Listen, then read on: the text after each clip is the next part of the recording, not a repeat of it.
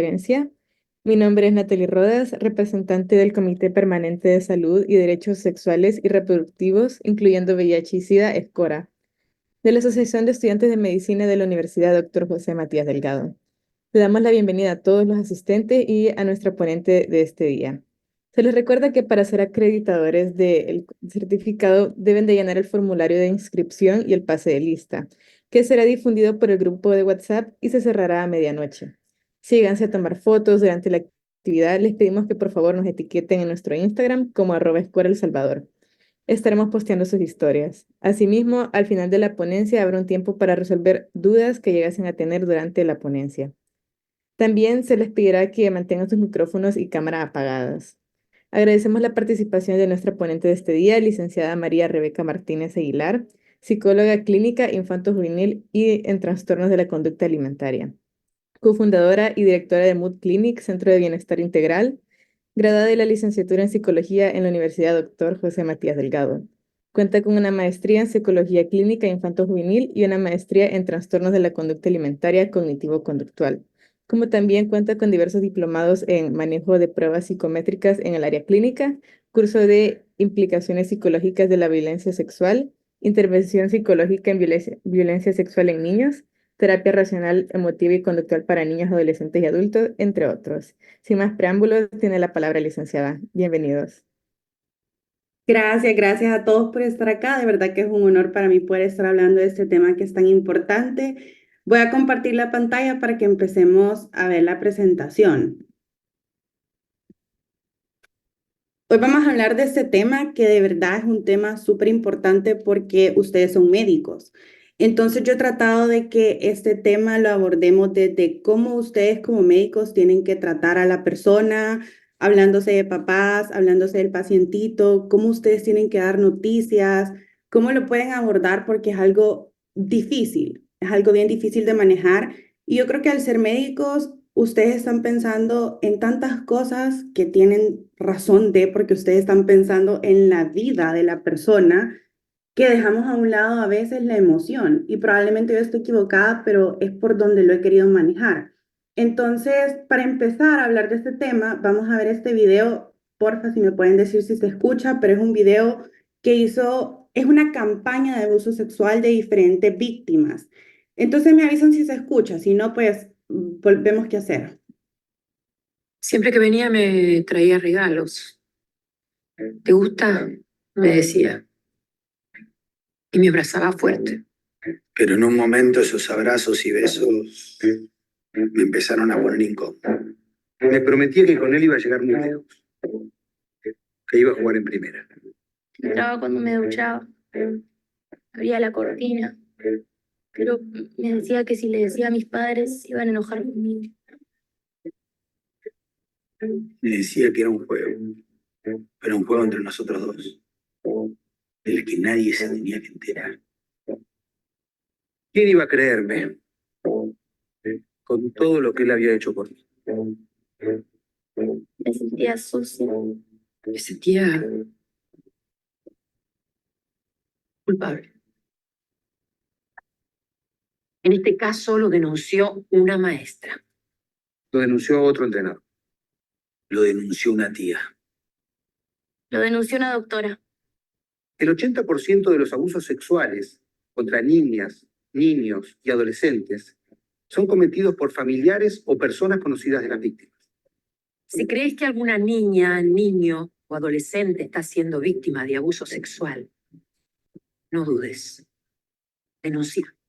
Abuso sexual, denuncia. Abuso sexual, denuncia. Vale. Este es un video bien fuerte en el sentido de que son adultos que están contando sus experiencias de niños. ¿Qué quiere decir? Que muchos niños no hablan hasta la adultez. Y este es el problema, que los hacen callar. Los hacen callar porque es el abuelo, es el tío, es el primo, es un adulto que tiene poder. Y les dicen lo que estaba diciendo una persona ahí. Esto es un jueguito entre nosotros dos, así que te tenés que callar. Es un secreto que tú tenés que guardar. Secretos que un niño claramente tiene miedo, está asustado, está amenazado, lo van a regañar, probablemente esté viviendo un abuso físico en su casa que si llega a decir que el papá lo abusó, es directo a que le peguen. Entonces es bien complicado para los niños poder hablar de esto, más que no saben qué es lo que les está pasando. Vamos ahorita.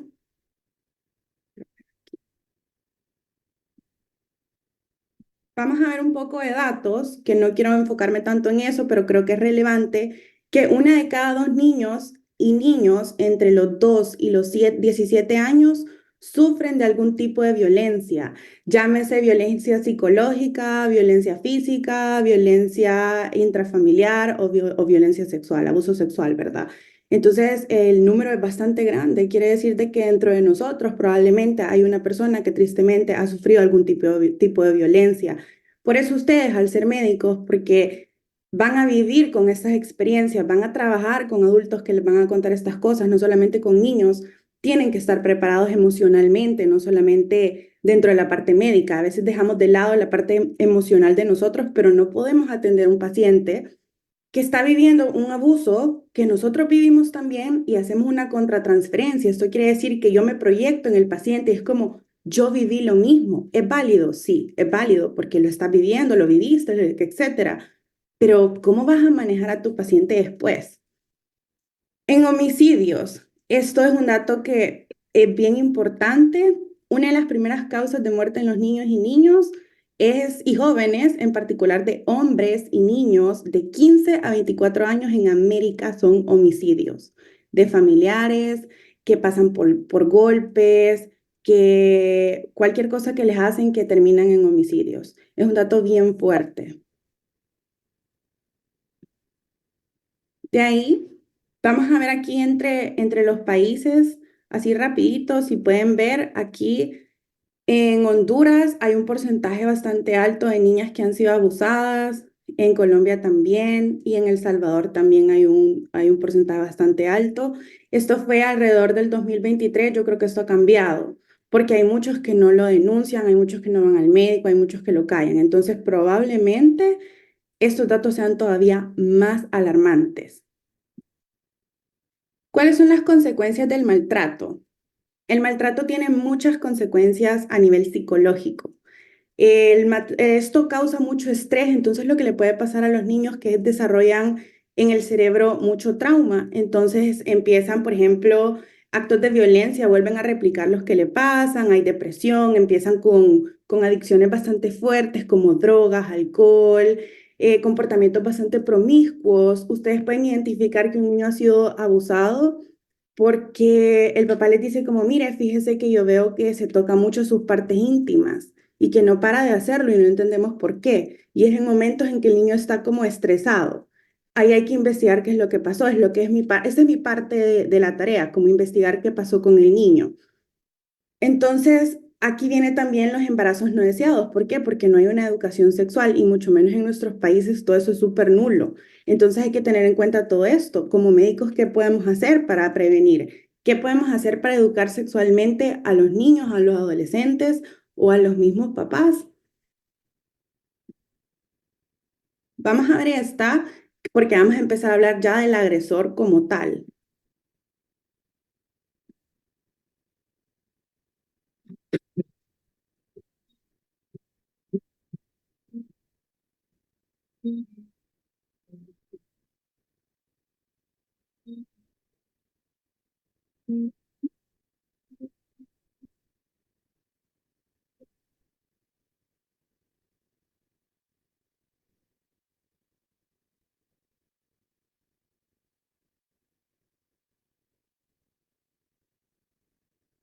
Un agresor puede estar más cerca de lo que creemos. Quitémonos la venda. Este es un video súper importante porque, como vieron, los agresores no tienen una manera de hacerlo discreta como tal, sino que con los niños son bastante obvios, pero un adulto a veces prefiere hacerse el que no ve, porque es más fácil evitar conflicto con mi familiar a seguir viendo qué pasó, a enfrentarlo, a denunciarlo, y esa es la parte más difícil, que denuncien, porque estás hablando de que tenés que denunciar a tu esposo, a tu abuelo, a tu mamá, a la empleada, a la maestra, a quien sea. Entonces nosotros tenemos que actuar. ¿Cómo podemos actuar? denunciando si podemos o dándole una asesoría al papá, como mire, denuncie porque lo que le está pasando a su hijo no es algo que tiene que estarle pasando, no es algo que un niño de 4 años tenga que estar viviendo. ¿Cuesta mucho trabajo? Sí, pero por lo menos uno le mete la idea a la cabeza de que tiene que hacer una denuncia para que ese niño se pueda salvar, porque lo que pasa con víctimas de abuso sexual tan menores de edad es que vuelven a ser víctimas en algún otro momento de su vida. No siempre, pero por lo general vuelven a recaer porque están vulnerables al tema y buscan personas con mismos patrones a los abusadores. Entonces, así es como se vuelven a veces relaciones tóxicas, así es como buscamos parejas que sean muy violentos o muchas veces las mujeres se tienden a exponer, como existe un tipo de promiscuidad en alguna, ¿verdad? Yo no lo estoy hablando en general, pero en la mayoría sí suele pasar. Algo importante, no revictimicemos al paciente de abuso sexual. Aquí ya me dirijo a ustedes, a los que van a ser doctores. Cuando nos llega un niño que es directo por abuso sexual, no le vamos a preguntar al niño, mira, ¿y qué te pasó? ¿Te abusaron? Eso es revictimizar al pacientito, sino que hay que encontrar la manera de preguntar. Ya vamos a llegar a la parte en donde les voy a dar un como listado de preguntas que ustedes pueden hacer. Ustedes tienen que encontrar la manera de hablar con ese niño, porque si le preguntan de un solo, el niño va a tener un gran miedo, se va a sentir atacado, va a sentir que le está volviendo a pasar. No sabemos si el agresor vino con el niño, no sabemos si es el papá, no sabemos si es el abuelo, no sabemos quién es. ¿Y qué pasa si el papá fue, lo tenemos ahí sentado con nosotros tratando de examinar el examen que ustedes tienen que hacer y el niño no quiere hablar porque le han dicho que no puede decir nada? Entonces tenemos que tener mucho cuidado en cómo le hablamos al niño. Ahora vamos a hablar de este tema que sí, que estoy hablando ahorita. Al momento de preguntarle al pacientito, siempre tenemos que ser empáticos. ¿Qué podemos hacer? Llevar con nosotros algún peluche, algún juguete, preguntarle qué tal le ha ido, cómo se ha sentido, qué le duele, pero sin decirle quién te hizo daño, te pasó algo en tu casa, sino que tenemos que ir paulatinamente. El pacientito tiene miedo, está asustado de romper el secreto o de ser agredido después, porque si es el papá que lo llevó a emergencias, pongámosle, y está ahí a la par de él, claramente el papá lo venía amenazando o la mamá que le venía diciendo que no dijera nada porque si no después a él iba a caer el doble. Y esto pasa mucho. Si ellos dicen algo, después les pegan, después los agreden más o los someten todavía más a abuso. Entonces nosotros tenemos que tener mucho tacto. Aquí hay que tener mucha paciencia, pero mucha paciencia. Es lo que más tienen que tener ustedes.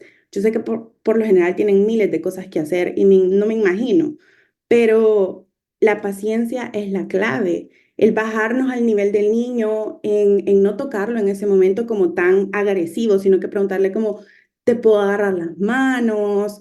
¿Te sentís cómodo conmigo? ¿Te puedo ayudar en algo? ¿Quieres algo de tomar? No sé, ustedes tienen que ver cómo encontrar la manera de entrarle a ese niño, a ese adolescente que viene con mucho pánico. Aquí viene lo de los juguetes a la mano. Es bueno que los que les guste el área de pediatría siempre tienen que tener algún juguetito o algo que le llame la atención al niño para dárselo. Eso al niño le va a bajar los niveles de estrés que trae. Puede ser que el abuso en el momento que lleguen no sea algo reciente, probablemente lleguen por una gripe y ustedes tengan sospechas de porque ven algo raro en el niño o porque ven lesiones, moretes, cualquier cosa. Entonces ustedes ahí tienen que tener alarma de este niño tiene unas lesiones muy raras que no parecen ser de un golpecito, sino que tiene marcas en los brazos, en los genitales se ve una secreción diferente que hay que trabajar, que hay que preguntar qué pasó. A los papás les tienen que preguntar también, pero hay que ver qué le pasó al niño, ¿verdad? Y de ahí, por eso lo subrayé aquí, no hacer preguntas directas como quién te violó o quién te abusó o quién es el que te pega en tu casa. El niño se va a cerrar. Los niños son como una conchita, como una tortuguita, que cuando tienen miedo se cierran. Entonces les van a decir que no, que nadie, pero ustedes la van a ver en la mirada. Ustedes van a ver en la parte no verbal del niño, en el lenguaje corporal, cómo se comporta, cómo se sienta, cómo lo ve a ustedes con miedo, cómo ve a la persona, a la mamá, al tío, a quien sea, ustedes lo van a notar. Entonces, si ustedes lo notan, lo que tienen que hacer es Saquen al papá, saquen a la persona con la que estén y díganle al niño que van a jugar. Después, vamos a ver ahora sí las preguntas. Esas son preguntas que yo les recomiendo hacer. Es para hacer el report o tipo el examen de qué es lo que ha pasado. Ustedes tienen que investigar, porque si está siendo abusado de cualquier tipo de abuso, tienen que hacer algo, tienen que denunciar, tienen que llamar a la familia, tienen que explicarle. Preguntas abiertas que pueden hacer. Las que no están subrayadas son preguntas que son como de relleno. Las que están subrayadas son las que nos interesa conocer. Entonces, por ejemplo, ¿cómo te sentís ahora? ¿Qué tal estás? ¿Cuál es tu nombre? ¿Cuántos años tenés? ¿Hay algo que te esté molestando últimamente? Pregunta clave. ¿Por qué? Porque les puede decir, sí, es que mi mamá me molesta o es que en mi casa me siento incómodo. Entonces ustedes ahí siguen. ¿Alguna vez te has sentido asustado o triste sin razón aparente? Y les pueden decir que no, porque es una emoción muy fuerte que probablemente no entiendan. O si es un adolescente, les va a decir como que sí, bastantes veces me he sentido así. Y ustedes ya pueden ir abonando más preguntas, ¿verdad? ¿Hay algo que te gustaría contarme sobre tu familia o tu hogar? Pregunta importante. ¿Por qué? Porque ahí ustedes le están dando la pauta. ¿Qué pasa en tu casa? ¿Quién es el malo de tu casa? ¿Quién es ese monstruo que te está atacando en tu casa? ¿Has tenido algún secreto que te haya dicho alguien que no puedes contarle a nadie? Como les dije al principio y como vimos en el video, eso de los secretos es algo bien común y por lo general les van a decir que sí y les van a decir que no lo pueden contar porque es un secreto entre mi tío o es un secreto con mi papá, con mi abuelo, con mi primo. Se da mucho con primos y no primos tan grandes. El niño puede tener 9 y el primo puede tener 14 porque el primo también fue víctima. Entonces ahí vamos viendo, ¿verdad? Las preguntas son importantes. Preguntas sobre el cuerpo. ¿Hay alguna parte de tu cuerpo que te duele o te molesta? Sí, me duele mi pene. O sí, es que me duele mucho el brazo, porque tal vez no quiera decir de un solo que le duele. O simplemente le señale si es un niño chiquito qué es lo que le duele y con mucha pena, porque se sienten avergonzados. Esto es algo que los hace sentir humillados. Entonces, lo menos que tienen que hacer ustedes es hacerlos sentir todavía más humillados porque ellos no tienen la culpa. Una víctima de abuso sexual nunca va a tener la culpa. El que tiene la culpa es el agresor. ¿Has tenido algún tipo de contacto físico que te has hecho sentir incómodo?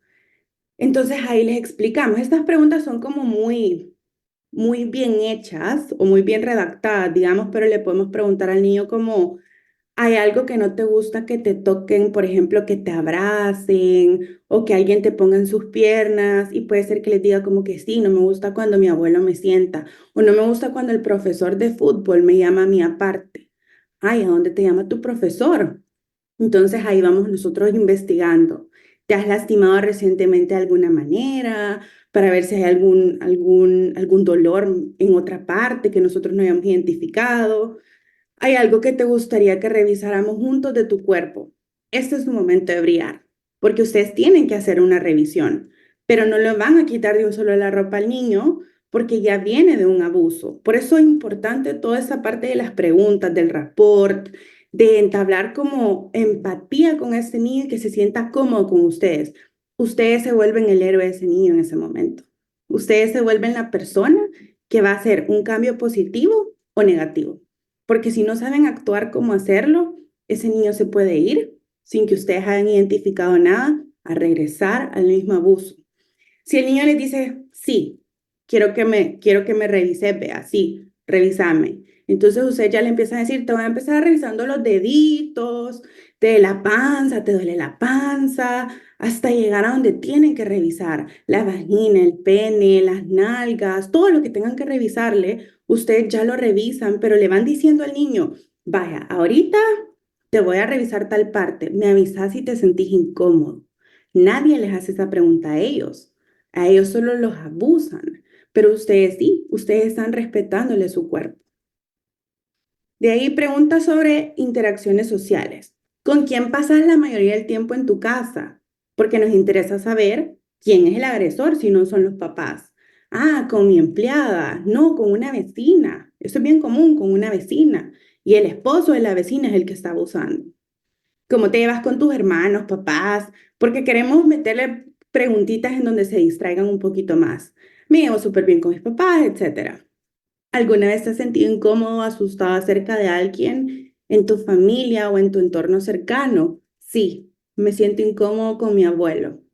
O mire, le voy a contar si es un adolescente o un niño más grande le va a contar. Sí, es que con mi papá yo me siento incómodo. O es que con mi profesora yo me siento incómodo porque me hace esto, esto y esto. Y ahí ustedes ya obtuvieron información importante. ¿Hay alguien en particular con quien te sientas más seguro o más incómodo? Sí, con mi mamá yo me siento súper seguro porque mi mamá me protege, pero me siento desprotegido cuando me deja solo con X persona. Entonces ustedes ahí van armando como un mapa de qué es lo que le está pasando al niño. Preguntas sobre la escuela y actividades. ¿Qué te gusta hacer cuando no estás en la escuela? ¿Te gusta jugar? A mí me gusta tal cosa. Ay, a mí también me gusta el fútbol. Qué chivo que te gusta el fútbol. ¿Tenés amigos con los que te sientas cómodo hablando? ¿Tienes un mejor amigo o no? No tiene ningún amigo. El niño se ha retraído mucho. ¿Hay alguien en la escuela o en tus actividades extracurriculares con quien no te sientas seguro? Sí, con la nana que me cuida. O sí, es que cuando me quedo solo en el colegio me quedo con el vigilante, siempre. Siempre porque mi mamá llega tarde. ¿Te sentís bien cuando vas al colegio? No, porque es el vigilante el que me hace sentir incómodo, porque es el niño. Ahora se está dando mucho, ahorita que toqué ese tema, que en los colegios pasan muchos abusos sexuales de niños grandes hacia niños chiquitos que se van a meter al área de los chiquitos y ahí pasa el abuso. Entonces, es bien común que pase esto. Y este tipo de abusos cuenta como el bullying. Vea cómo es el bullying ahora de grande y de intenso que está todo este tema, que también los niños se ven muy afectados porque están agredidos físicamente o verbalmente y esto genera un impacto bien grande. Claro que yo sé que esta área no es tanto de ustedes, pero digamos que lo están examinando por X cosa y tienen sospechas. Y por último, pregunta sobre sus sentimientos y sus emociones. ¿Cómo te sentís acerca de ti mismo? ¿Estás bien? ¿Estás feliz? ¿Dónde vivís? ¿Alguna vez te has sentido triste o asustado sin ninguna razón? ¿Hay algo que te preocupa, te hace sentir mal en este momento? Y ahí les puede decir el niño, sí, me preocupa que después en mi casa me vayan a pegar, o sí, es que me van a regañar porque le estoy hablando. Esa es una respuesta muy común. ¿Hay algo que te gustaría que yo supiera sobre cómo te sentí? Yo te puedo ayudar, yo estoy aquí para apoyarte, soy tu doctor, me puedes tener confianza. Estamos solo tú y yo, no te preocupes.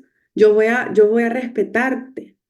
Entonces, esto, yo sé que ustedes, y lo vuelvo a repetir porque yo sé que están estudiando medicina y yo entiendo que no tienen tanto tiempo para hacer tanta cosa, pero es importante que generen este rapport porque ustedes le están dando empatía al niño. Ustedes están haciendo, como les dije, un cambio radical y para eso les va a ser más fácil todavía trabajar después con los papás porque tienen que darle la noticia y es una noticia bien dura. Entonces vamos a este tema, abordaje de los papás, siempre con empatía. Todos estos temas tienen que ser con mucha empatía. La empatía lleva a me pongo al lugar de esta persona, qué sufrimiento el que ha de tener este papá de que su hijo tiene sospechas de, o su hijo vino por una gripe y yo tengo sospechas de eso. Entonces, ¿qué le voy a preguntar al papá? ¿Cómo le voy a decir yo al papá esto? ¿Qué tengo que hacer ahora, verdad? Entonces vamos a ver el acompañamiento del papá. Primero hay que hacer una preparación previa, en el sentido de que ustedes pueden consultar con otros médicos, preguntarle a sus supervisores, exponer el caso. No sé cómo lo manejan, pero tienen que asegurarse, ¿verdad?, que las sospechas sean reales y que hayan evidencias, porque no podemos tampoco decir algo que no existe.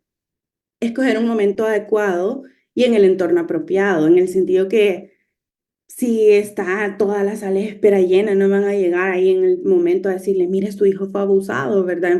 Pero lo siento, tiene gripe, sino que tienen que hacerlo de una manera donde se pueda sentar la pobre señora y decirle o tratar de encontrar un espacio un poco privado dentro de lo que se pueda para que ustedes puedan dar esta noticia y decirles también con mucha empatía y darle como un seguimiento, como que mire, el siguiente paso, que es el paso número 6, que está ahí, que es planificar el siguiente paso, es que usted vaya donde un psicólogo, o es que lo lleve al niño a X cosa, o es que denuncie, o que lo lleve a cualquier lugar en donde le ayuden con el abuso, porque hasta aquí llegó el trabajo del médico. Comunicación clara y compasiva. Esto es bien importante a la hora de decir la noticia. ¿Cómo se la dicen a un papá? Por lo general lo que yo hago es que siento a los papás, les platico un poco de qué tal está el niño y después les digo los signos y síntomas que yo veo, lo que yo puedo percibir según las pruebas que tengo, según todo lo que apliqué, por qué yo sospecho de un abuso. Cuando se les dice, se les da un tiempo para que lo procesen un ratito y después se les pregunta, ¿ustedes han notado un cambio diferente en él? ¿Han notado que algo le ha pasado, que lo ven más decaído, que le ven no sé qué, que ha dejado de comer? Sí, sí lo notamos, sí, ya lo habíamos sospechado. Y es bien difícil este tema hablarlo con un papá porque se desbordan muchos, pero hay otros que no. Hay otros que simplemente culpan al niño. Si lo culpan, entonces ahí ustedes tienen que ver la manera de explicarle al papá por qué no es culpa de un niño o por qué no es culpa del adolescente que se fue a una fiesta, la drogaron y la abusaron. ¿Por qué no es la culpa de ella? ¿Por qué siempre es la culpa del agresor? ¿Por qué esa niña por salir de fiesta tuvo que ser la culpable? Validar las emociones de los papás, ¿verdad? Yo sé que ni ustedes ni yo podemos tener tanto contacto físico, pero sí pueden validar las emociones y hacerlos sentir apoyados, en el sentido de decirle, sí, señora, tiene toda la razón de estar así, yo comprendo que estamos en una situación bien complicada, pero aquí estoy para apoyarlo en lo que yo pueda hacer, ¿verdad? En la parte médica. Por eso la vamos a referir a que vaya donde un psicólogo y ofrecer el apoyo emocional, ¿verdad? Vamos a ver este. Yo dibujé a mi abuela. Señor, no le dice que mi gato no es de mi familia. Y si vos pensás que sí, entonces dibújalo.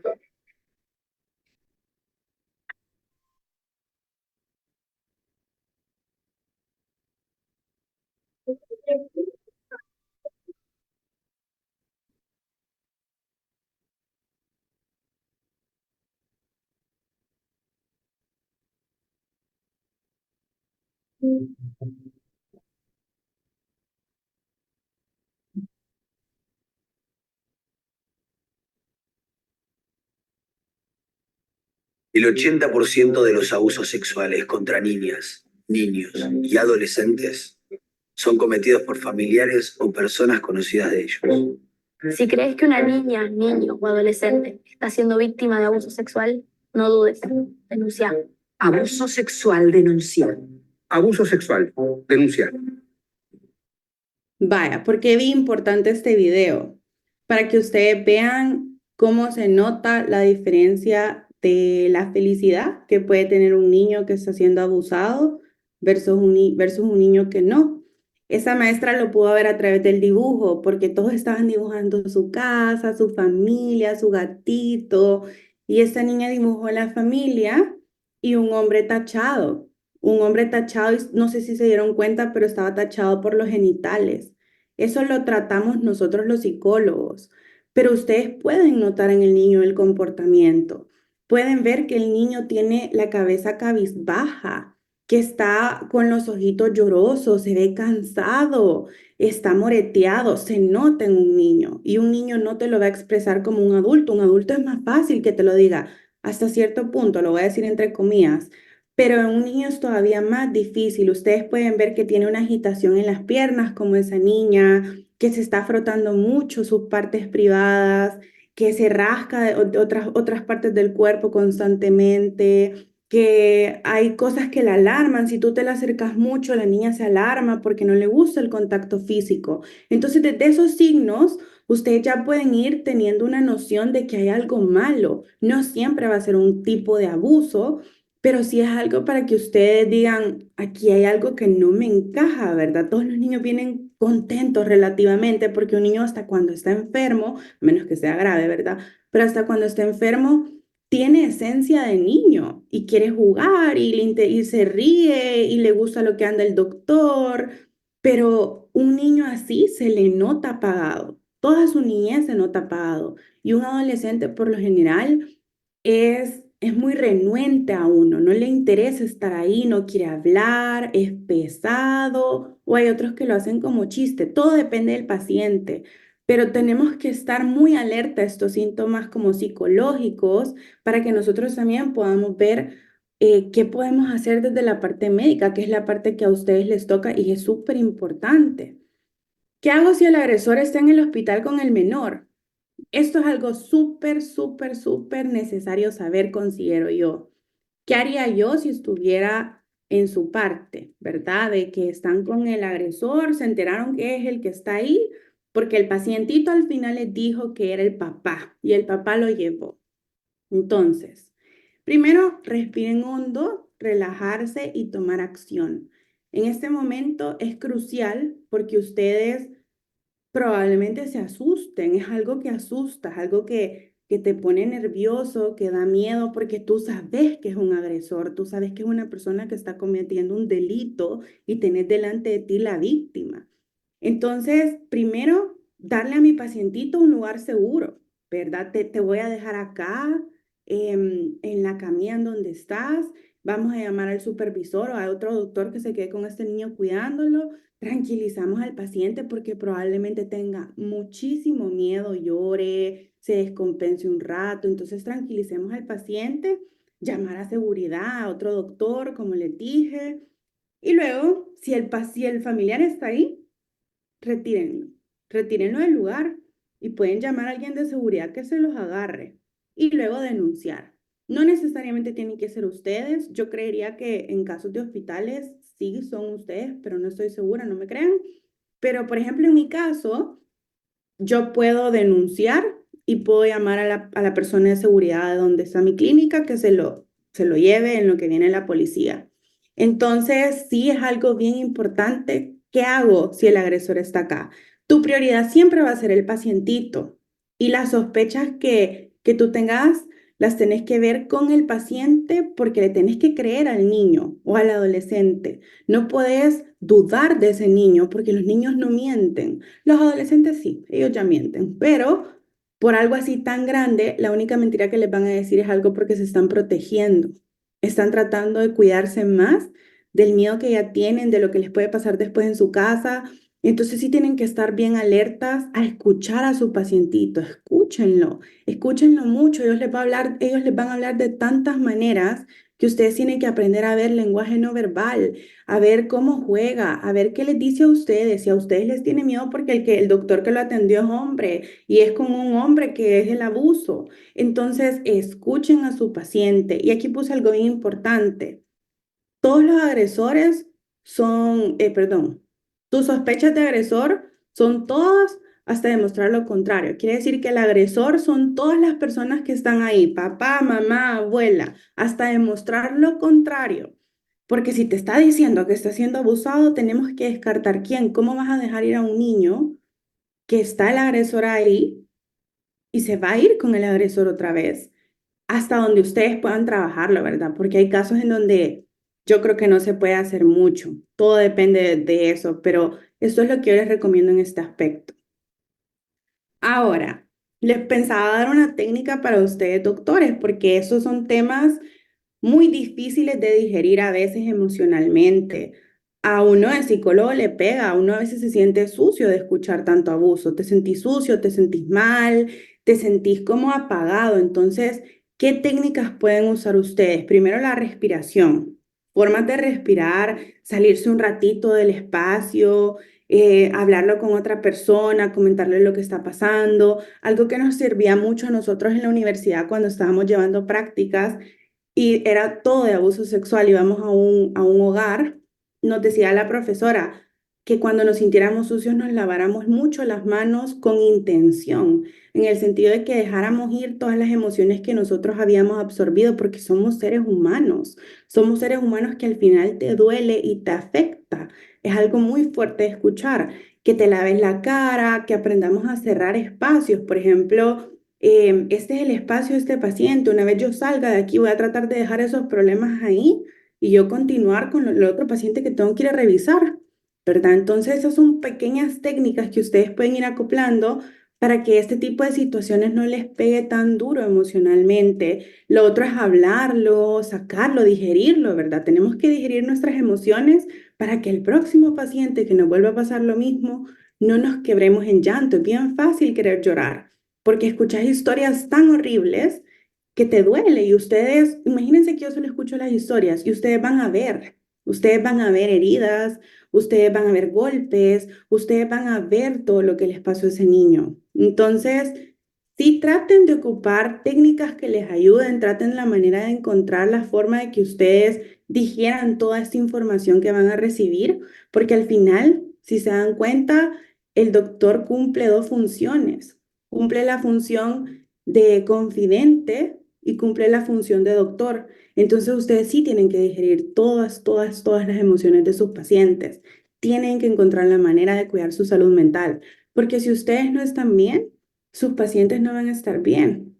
Y eso les va a costar mucho al final de pasar de paciente en paciente, porque se van a cansar mentalmente, tras que ya están cansados físicamente. Tienen que encontrar la manera de que todas esas emociones y todos esos pensamientos que tienen de historias que han escuchado se puedan digerir de alguna forma y se puede hacer. Entonces, pasemos si quieren al espacio de preguntas.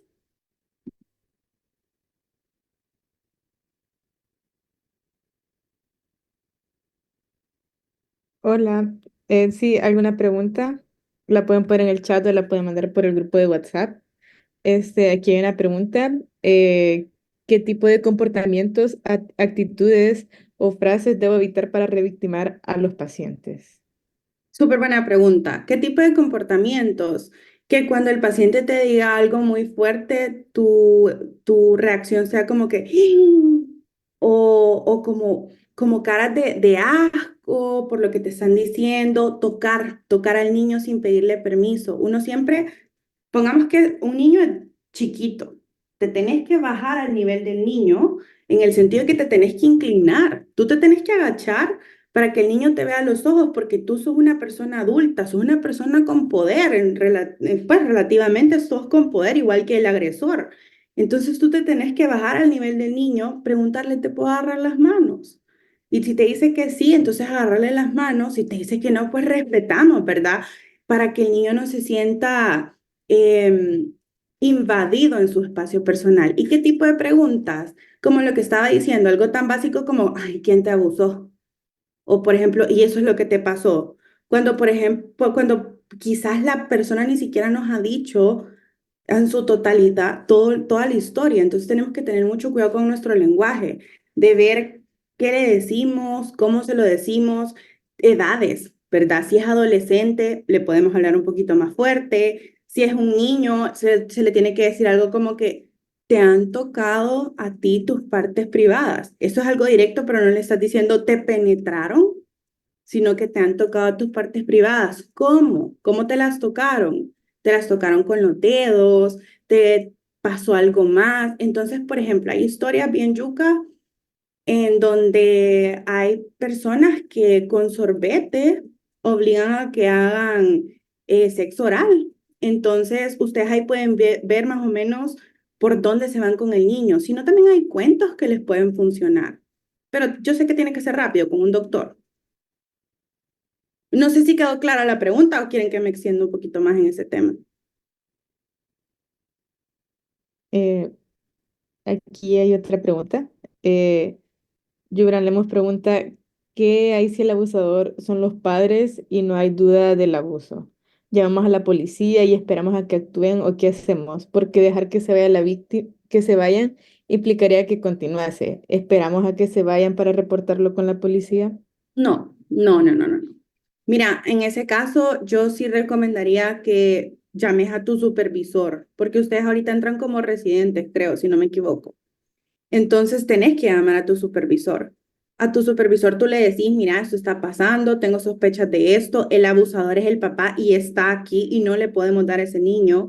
Y en teoría, se puede llamar a la policía y poner una denuncia. Ustedes pueden llamar hasta el CONA, pueden hacerlo. O sea, le pueden quitar el niño a los papás, porque si ustedes ya saben que ese es el abusador, porque el niño se los está diciendo, ustedes le ven que tienen miedo. Ustedes van a ver también en el familiar que es abusador un comportamiento que lo tiene muy agarrado, que no lo quiere dejar solo, que les dice, no, es que él no se puede quedar solo con usted porque yo soy el papá, muy imponente, como una persona muy pedante que le tiene miedo porque no quieren que lo encuentren, pero sí lo van a notar bastante. Entonces, no lo dejen ir, no lo dejen ir y tienen que ver la manera de retener a ese niño hasta que puedan ustedes ver qué hacer, pero sí se puede llamar a la policía, ustedes sí lo pueden hacer durante el proceso. Averígüense bien en la parte de medicina, pero por lo menos en mi parte, yo sí lo puedo hacer. O sea, yo puedo no dejar ir a alguien hasta que se lo lleven. Entonces, me imagino que ustedes también pueden hacer eso. Llamen a un vigilante, algo que les ayude. Gracias. Aquí hay otra pregunta, es, ¿qué hacer si la víctima tiene miedo de tomar alguna acción en contra del abusador? Eso es bien frecuente. Depende de la edad. Si es un niño, ustedes pueden entonces actuar como eh, ayuda para ese niño o pueden llamar, como les digo, a alguna identidad de ayuda para eso que les da como las guías. Pero si es un niño muy chiquito, ahí sí ustedes creo que pueden hacer algo más. Si es un adolescente, digamos, de 17 años, lo ideal es persuadir. Es persuadir, es decirle que lo vamos a acompañar, que va a haber gente que lo va a apoyar, que es lo mejor que pueden hacer hasta donde ustedes puedan, pero no pueden obligar. Pero como son menores de edad, sí tienen ustedes como más derecho porque es un menor de edad y sobre el menor de edad esta pena es como más fuerte, este delito es muchísimo más fuerte. Entonces, al ser menores de edad, hay como más protección para los niños y los adolescentes. Entonces, en teoría, ustedes podrían hacer todo aunque el niño no quiera o el adolescente no quiera. Aquí hay otra pregunta, es, ¿qué hacer si el niño expresa ser abusado pero no reconoce que es un abuso sexual? ¿Qué palabras se deberían de usar? Vaya, en ese caso es donde ustedes van a preguntar, le voy a poner otra vez las preguntas, porque ahí es donde les funcionarían este tipo de preguntas que les puse. En el caso de que el niño no sepa, nos vamos a estas preguntas. Entonces, aquí, ¿hay hay alguna parte de tu cuerpo que te duela o te moleste? El niño no sabe que es un abuso. Un niño de 4 años, de 2 años, no sabe qué es lo que le pasa. Simplemente sabe que se siente incómodo y que le duele. Y que no le gusta que le hagan eso porque se siente incómodo. Literalmente esa es la palabra. Entonces nosotros nos vamos a preguntar cosas más específicas como, por ejemplo, que jugás con tu abuelo. Entonces ya les puede decir como que no, es que jugamos a que nos besamos porque como somos familia nos tenemos que querer mucho. Entonces ustedes ahí van haciendo el tipo de preguntas clave que les va a ayudar a identificarlo a ustedes que es un abuso y claramente no le vamos a decir a un niño chiquito, está siendo abusado sexualmente, sino que es como, ok, entiendo que te duele ese, ¿te gustaría que revisáramos tu cuerpo? ¿Me dejas ver tu pancita? ¿Me dejas ver tus piernas? ¿Puedo revisar aquí? ¿Querés ver lo que voy a usar? Mira qué chivos los instrumentos, esto se ocupa así. Y ahí lo van distrayendo para que ustedes puedan ir viendo todos los signos que se pueden ver dentro de la vagina, dentro del pene, del ano, porque se pueden ver signos, pueden ver secreciones, pueden ver moretes, pueden ver lesiones. En los niños chiquitos se ve mucho esto y en los adultos o en los adolescentes también se ve, porque es forzado.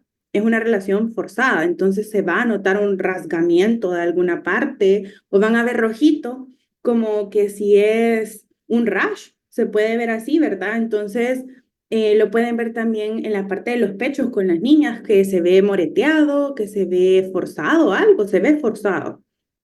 Entonces así se pueden ir ustedes, como, ¿qué tipo de preguntas le hago yo a un niño? Bájense al nivel de un niño. Un niño no entiende el vocabulario que yo les estoy hablando ahorita, ¿verdad? Pero para darles un ejemplo más concreto y como más claro, quizás yo a mis pacientitos juego con ellos con muñecos. Entonces ahí voy viendo cómo es el juego sexual que existe. Entonces ya les pregunto yo, ¿tú sabes cuáles son tus partes privadas? Y me dicen como que sí, sí. Entonces yo le digo, ¿alguna de esas personas te ha tocado alguna de esas partes privadas? Y ya se quedan como achicopalados y es como, no te preocupes que yo te voy a ayudar. Sí, me han tocado las nalgas o es que lo que pasa es de que mi abuelo me hace tocar a él unas partes raras de él. claramente no sabe qué es, pero eso es lo que pasa. Entonces ustedes van a identificarlo. Aquí otra pregunta. Alejandra Morán pregunta, conocí un caso en el que el abusador salió impune porque era ciego y la niña de 4 años es tartamuda. Entonces, a la hora del juicio, dijeron que por esos motivos especiales el caso no era válido. Entonces, como médicos, ¿cómo podemos apoyar en estos casos?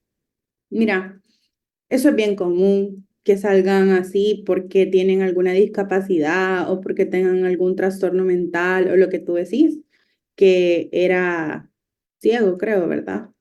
Ahí como médico, tu labor sería educar a la niña lo más que puedas en el tiempo que tengas, porque yo sé que no vas a tener un gran montón de tiempo, como decirle como, mira, esas son tus partes privadas, nadie te las tiene que tocar, tratemos de que hablar con los papás, de decirle, mire, pasó esto, por favor, ¿verdad? Ya no lo ponga con esa persona, pero si ya no lo pueden denunciar, ahí lo ideal es que los papás lo alejen, pero por lo general, lo difícil de estos casos, y a veces son de escasos recursos, muchos, no todos, porque hay muchos casos que no hacen nada al respecto. Entonces tú lo único que puedes hacer es ayudarle a la niña en ese momento, educarla lo más que puedas, y de verdad en ese momento tú vas a hacer un cambio bien grande porque vas a ser la única persona que probablemente le va a escuchar, pero más de eso no puedes hacer nada, porque ya si no hubo juicio, no lo metieron preso por simplemente ser ciego, es bien complicado. Esos casos son bien tristes porque son bien complicados de seguir. Y aquí otra pregunta de Adriana Baires. ¿Cómo tratamos con los abusadores si están con el niño en la consulta? ¿Cómo lo sacamos o hay alguna manera de no darle sospecha de que sabemos de su abuso? Sí, mira, cuando tú sospeches que el abusador es la persona que tú tienes enfrente con la que estás hablando porque te llevó al niño porque se quebró el pie y tú empiezas a ver la sospecha y tú ves que el niño te hace caras, está asustado, tú simplemente le decías al papá como que, mire, voy a pedirle que se retire ahorita porque voy a revisar a su hijo y no puede estar usted aquí adentro. Ustedes como médicos tienen ese poder.